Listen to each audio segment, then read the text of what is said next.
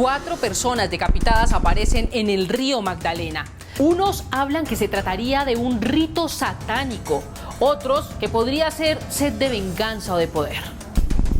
Lo cierto es que este crimen, que se registró en agosto, prácticamente encabezó una lista de masacres que se registraron en el 2020, haciendo este un año aún más oscuro.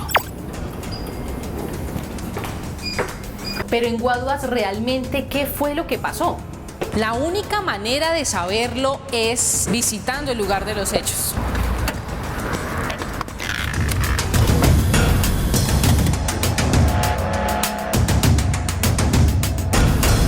Todo pasó entre los límites de Guaduas, Cundinamarca y Honda, Tolima, a 4 horas de Bogotá. Tan solo un puente y la corriente del río Magdalena los divide.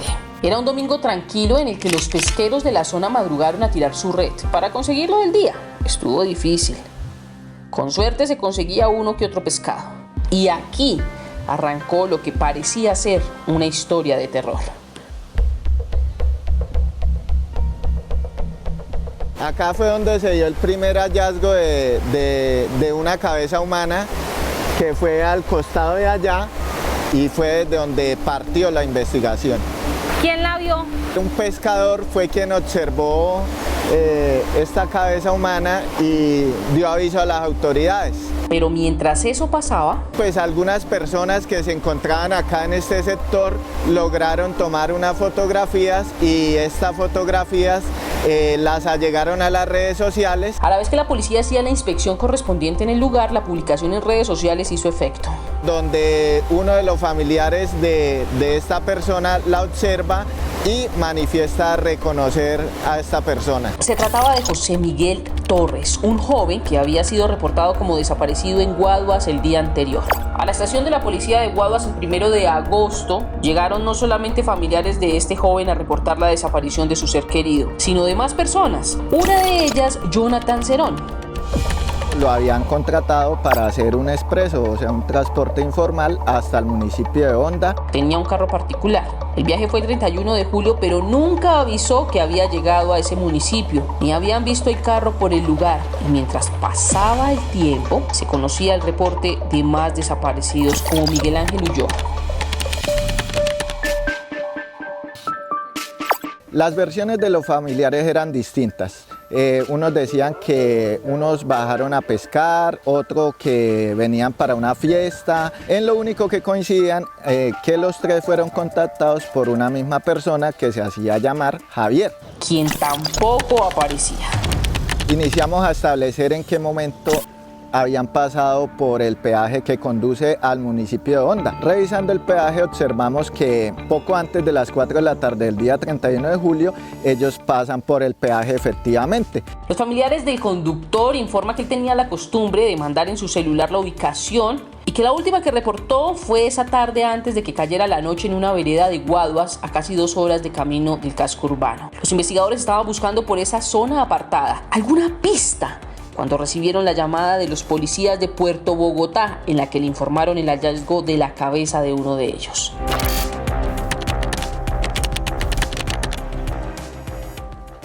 Lo primero que se nos viene a la cabeza es que muy posiblemente las 4 personas que venían en este vehículo podían haber sido asesinadas. De la misma manera, decapitadas, y todos hombres. ¿Sería realmente un rito satánico? ¿Un ajuste de cuentas? ¿Un robo? Porque el carro no aparecía.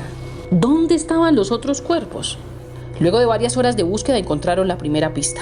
Ya por esta vía logramos hallar aquí, en este sector, un vehículo cubierto con un plástico negro, en el cual establecimos que se movilizaban las víctimas y el cual presentaba varios impactos por arma de fuego. Aparte de esa evidencia donde vemos los disparos en la panorámica y en diferentes lados del carro, ¿ustedes qué más encontraron?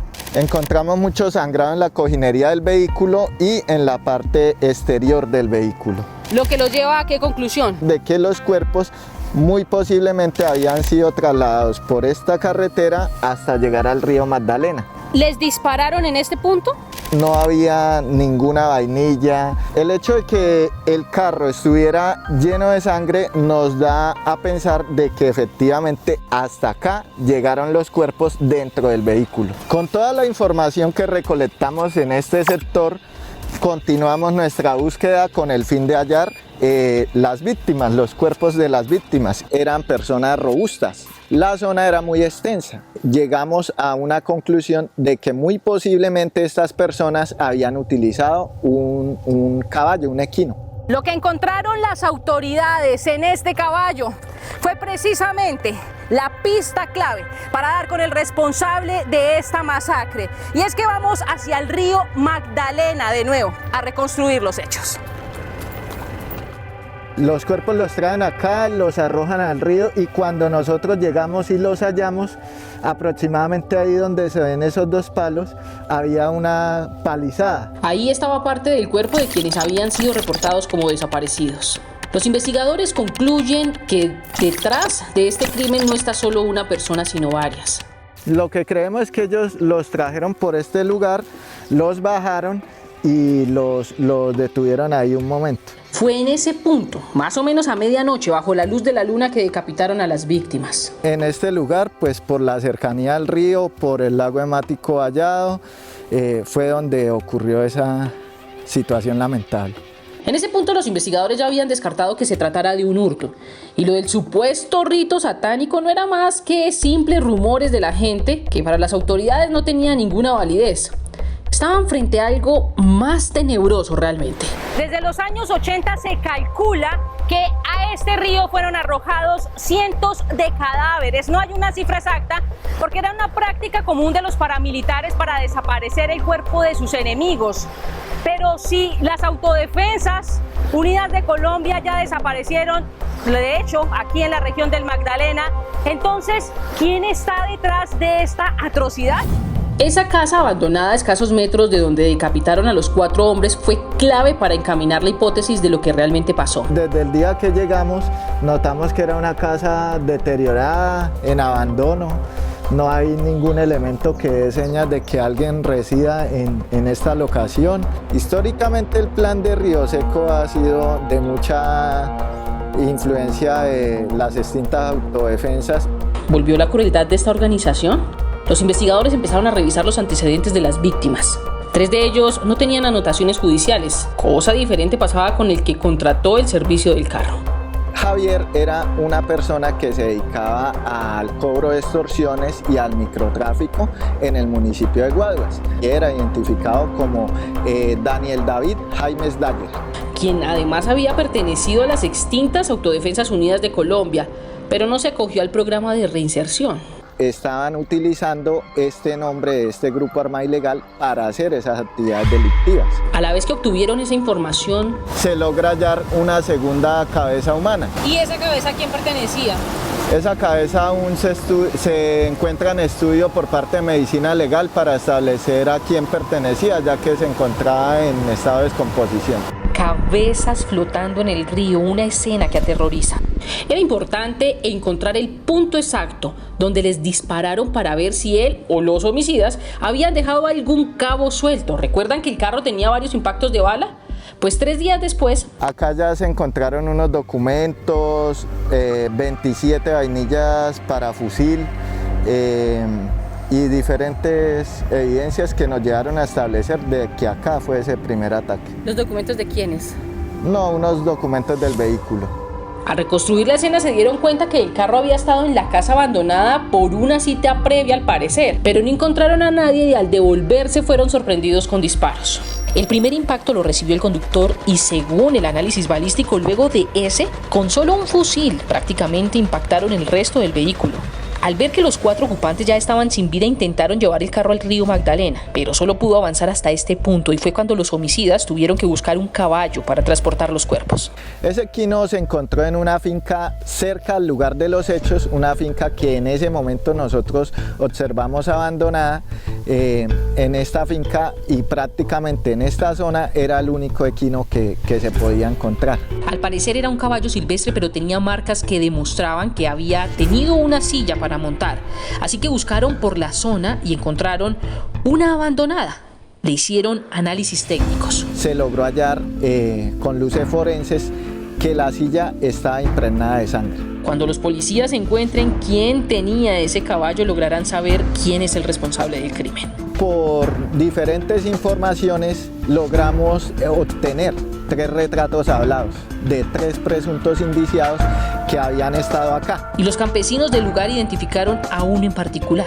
Que en esta región llevaba pocos meses atrás una persona, se puede decir que atemorizando a los habitantes de la región, y a esta persona recibía el alias de Caballo, quien también manifestaba ser de las autodefensas. Alias Caballo. Su nombre real, Bernardo Jesús Sánchez. Por lo cual llegamos a la conclusión de que pudo haber sido una rencilla interna para tomar el mando de este grupo delincuencial. Alias Caballo había citado a alias Javier en esta finca. Aquí Caballo realizaba reuniones, tomaban trago, hacían prácticamente fiestas en este lugar. Para ese día la información que logramos recolectar es que Caballo y alias Javier iban a hacer una reunión para cuadrar actividades criminales y muy posiblemente para darle estupefacientes a alias Javier y que él realizara el expendio de los mismos. O sea, él prácticamente vino acá engañado. Se podría decir que sí. Al parecer, Caballo quería quedarse con el control de todo. Por eso planeó matarlo, pero no se imaginó que Javier iba a ir con 3 personas que no tenían nada que ver en el negocio y que también murieron en su ráfaga de disparos. Por eso intentó deshacerse de los cuerpos y llamó a 2 hombres de su confianza, alias Juanito y alias Matón, para entre todos arrojar los cuerpos al río. Creyeron que al decapitarlos lograrían su cometido, como en las viejas épocas, pero no contaron con qué. Ellos arrojan los cuerpos se sumergen y quedan ahí. Y ya cuando nosotros llegamos, los cuerpos emergen. Aunque se encontraron los cuerpos, aún hay extremidades de las víctimas ocultas, como tantos secretos que tiene el Magdalena y que la corriente de sus aguas simplemente se lleva.